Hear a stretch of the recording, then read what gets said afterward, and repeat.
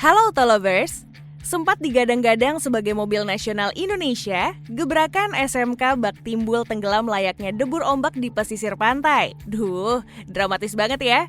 Tapi emang gitu kok, sampai saat ini pemberitaan tentang SMK kadang muncul tapi unitnya jarang banget ketemu di jalan. Nah, buat kalian yang pengen lihat lebih jauh gimana sih produk yang katanya karya anak bangsa ini, simak videonya sampai habis ya.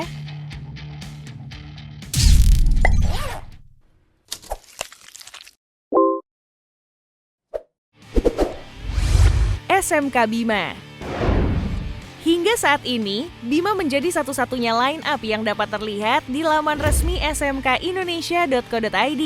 Sejauh ini, model ini juga menjadi satu-satunya yang katanya bisa dibeli sama masyarakat umum. Balik lagi mengenai mobilnya, Bima merupakan kendaraan niaga yang berbentuk pick-up. Mobil tersebut diproduksi di pabrik Boyolali, Jawa Tengah dan diperkenalkan secara resmi pada tahun 2019 lalu. Bima dilepas di pasaran dengan opsi mesin 1200 cc dan 1300 cc.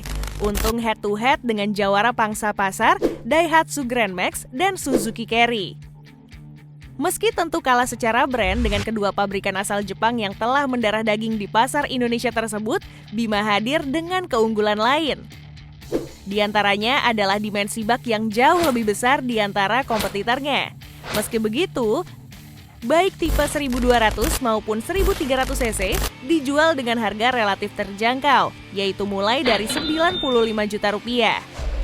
Tapi isu yang paling kencang menerpa model ini adalah kabar bahwa desainnya menyerupai pick-up asal Tiongkok, Changan Star Truck dan Jinbei T30. Kemungkinan hal tersebut terjadi berkat kerjasama antara kedua pabrikan dengan SMK. Namun kabar tersebut tidak terkonfirmasi hingga kini. Sangat disayangkan ya kalau harus merebrand produk luar. Padahal kan banyak juga putra bangsa yang jago-jago ngedesain mobil. Buktinya beberapa pabrikan luar punya fasilitas research and development di Indonesia. Tanda tanya besar nih.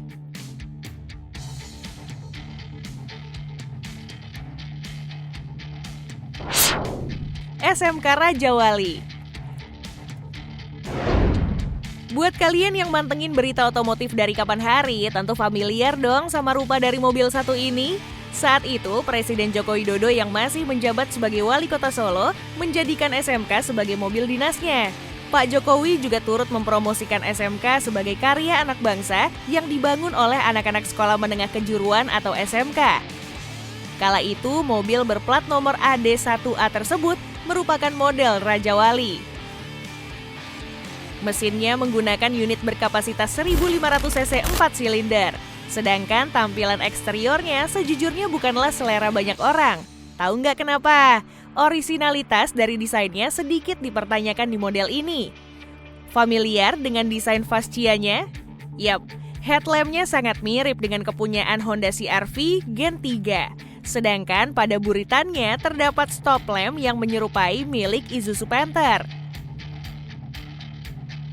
Tapi nggak apa-apa lah ya, toh merakit mobil saja udah keren banget. Raja Wali Gen pertama ini sebenarnya memiliki penerus yang dinamai Raja Wali R2. Mengusung mesin 1600 cc bensin, Raja Wali R2 juga dilengkapi beberapa fitur keselamatan seperti ABS, BA, EBD, dan SRS airbag. SMK Garuda. Melihat tren otomotif dunia yang kini bergeser ke mobil berbentuk SUV, SMK tentu tidak ingin kehilangan momen. Setelah produk pertamanya Raja Wali yang juga berbentuk layaknya SUV, kini SMK menghadirkan Garuda sebagai penggantinya. Menariknya, Garuda sangat sering terlihat dengan plat putih yang menandakan mobil tersebut sedang dalam tahap pengujian atau pengantaran dari pabrik ke dealer. Namun tidak satu pun diantaranya dapat dibeli hingga sekarang. Uniknya lagi, dari beberapa jepretan kamera, Garuda hadir dengan wajah yang terus berubah-ubah. Duh, udah facelift aja nih, padahal belum sempat dijual. Digadang-gadang, Garuda akan menggunakan mesin berkapasitas 2000 cc dan berbahan bakar diesel.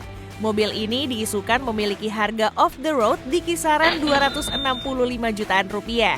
Yang artinya saat berstatus on the road nanti, bandrolnya hanya menyentuh 300 jutaan saja. Meski begitu, hingga kini belum ada detail spesifikasi yang dapat dihimpun.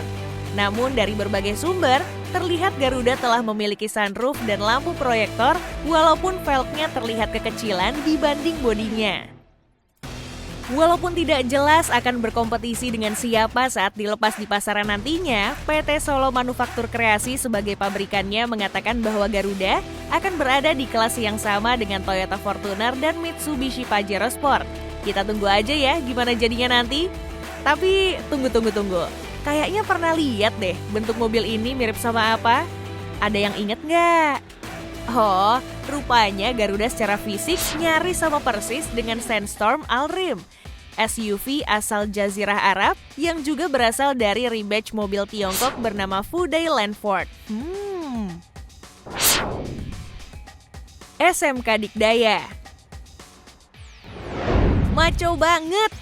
Kurang lebih kata-kata kayak gitu yang bakal terlontar dari mulut kamu saat melihat model double cabin karya anak bangsa satu ini. Postur kekarnya sudah terlihat dari jauh. Rasanya pengen minggir aja kalau lihat mobil ini di jalan. Tapi ya balik lagi, Dikdaya ini masih jarang banget bisa ditemuin di jalan. Soalnya meskipun udah lulus uji tipe, SMK belum juga secara resmi merilis mobil ini ke pasaran. Bicara soal spesifikasi, kabarnya Dikdaya bakal ditenagai oleh unit mesin 2000 cc berbahan bakar diesel. Namun sayangnya mesin tersebut hanya akan dipasangkan dengan transmisi manual 5 percepatan. Hari gini nggak ada opsi matic. Hal lain yang menjadi highlight dari sebuah double cabin tentu saja sistem penggeraknya. Hingga saat ini hanya varian 4x2 yang sempat tersiar kabarnya. Padahal kan double cabin hakikatnya pasti 4x4 ya.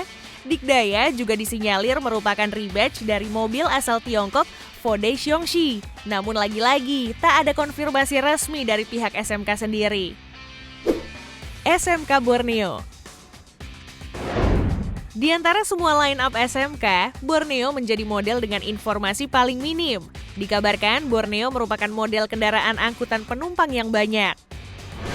Ia akan duduk di kelas yang sama dengan Isuzu Elf dan Toyota Hiace jika nanti meluncur secara resmi di pasaran. Selain dimensi dan kapasitas penumpang, kubikasi mesinnya pun mirip-mirip. Borneo disinyalir akan menggendong mesin 2700 cc diesel. Selain itu, nyaris tak ada lagi info yang dapat dihimpun mengenai mobil ini selain janji peluncuran.